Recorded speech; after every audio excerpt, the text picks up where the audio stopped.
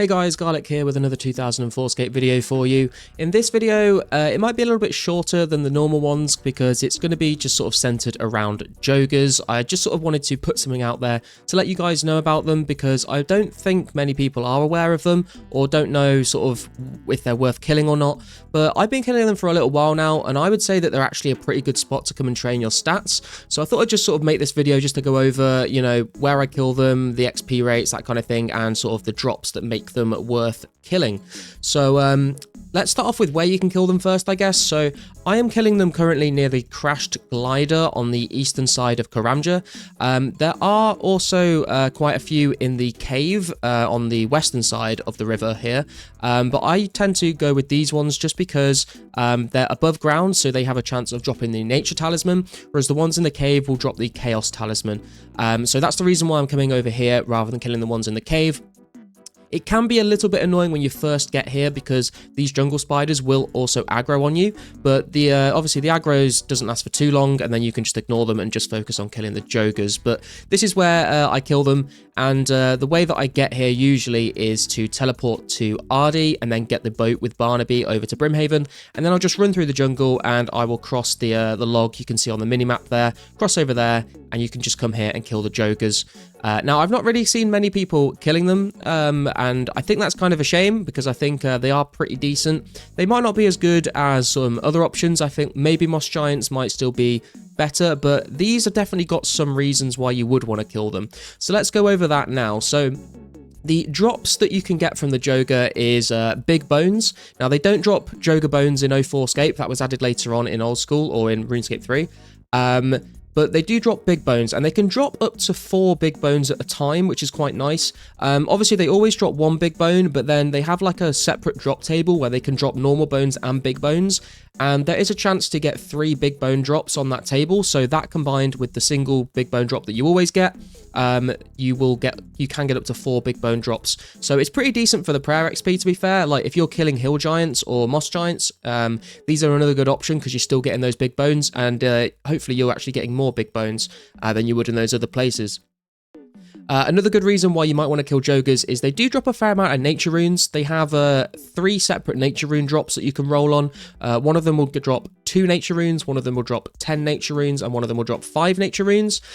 So pretty good for just collecting nature runes while training your combat stats and getting those big bones for prayer XP, obviously.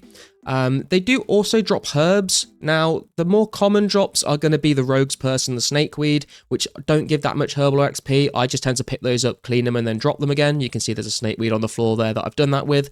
But they do have a chance at dropping other higher tier herbs. They are just quite a bit rarer than usual. So don't rely on this place for herbs, but you can get a fair amount if you stay here for a while. As I said that, we get an unidentified herb here. And you'll notice that this is a Rogue's Purse because if you get an unidentified herb drop, that will be a Rogue's Purse or a Snakeweed. If you just get the herb drop, then that will be one of the other herbs as far as I can tell. They obviously don't drop seeds just yet because farming isn't in the game, but they will drop seeds when farming is added. And then other than that, another reason why I like training here is because they, as you can see in my inventory, I've got a lot of pineapples here. So they drop pineapples fairly commonly. I think it's a 1 in 16 drop and you get 2 at a time. And so what you can do actually is when I bring lobsters with me, but when I've used up all the lobsters, what I can do is I can use a knife on a pineapple and I can slice it into pineapple rings, and I get 4 pineapple rings, and these only heal 2 each, but you can actually extend your trip here for quite a long time. I've run out of food here completely before and like just survived off the pineapples for quite a very long time. So that's kind of nice, and they actually drop the knife as well, so you don't even need to bring a knife with you. Knives drop at a rate of 1 in 25, so by the time you've used all your food up, you're pretty much guaranteed to have got at least 1 knife drop. So you can just bring you can just pick up the knife drop, pick up the pineapples, and then when you've run out of the food that you bring with you, then you can stay here a little bit longer cutting up those pineapple slices. It can get a little bit tedious if you like end up juggling pineapples, but you could just fill your inventory when you get the space for them, and then you can make your trips last even longer. So that's pretty nice as well. They do also have the gem drop table.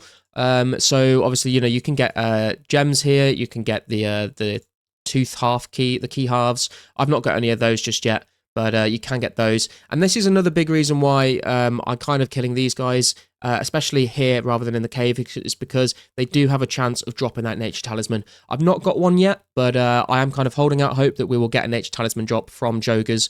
So yeah, another good reason why you might want to come here as well.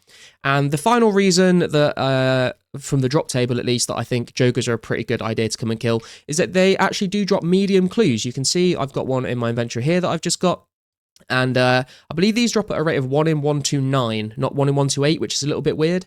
But 1 in 129 for a medium clue scroll. Obviously, you know, you're not guaranteed that. I killed these on stream for a while the other day, and I went super dry. It took me a long time to get one. I came here today, killed them for about half an hour, and I got a medium clue scroll after 30 minutes. So, you know, your results may vary. That's just how clue scrolls are, I guess. But yeah, it's nice to be able to get those medium clue scrolls and get a chance of, you know, maybe getting some ranger boots or some wizard boots or something like that. So I think that's pretty cool. Those are sort of like the drops that you can get from Jogres. And I'll just quickly go over the XP that you can get here as well. So at the moment, these are my stats. I'm 62 attack, 68 strength. And I have brought an attack and a normal strength potion with me just to see how that goes. So that boosted my stats up a little bit higher. But after doing these for an hour, I was getting between 28 and 30k strength XP an hour. I was also getting between 9 and 10k HP XP an hour.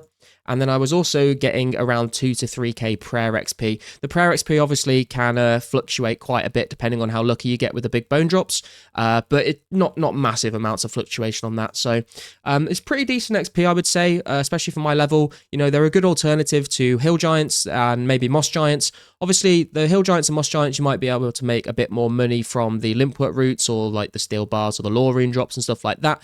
But Jogres are nice because, like I said, you get the nature runes, you get the medium clue scroll chance, and you get the nature talisman chance, and then you get your pineapples and your big bone drops. So I think, you know, they're a decent spot, and maybe you want to consider them for yourself.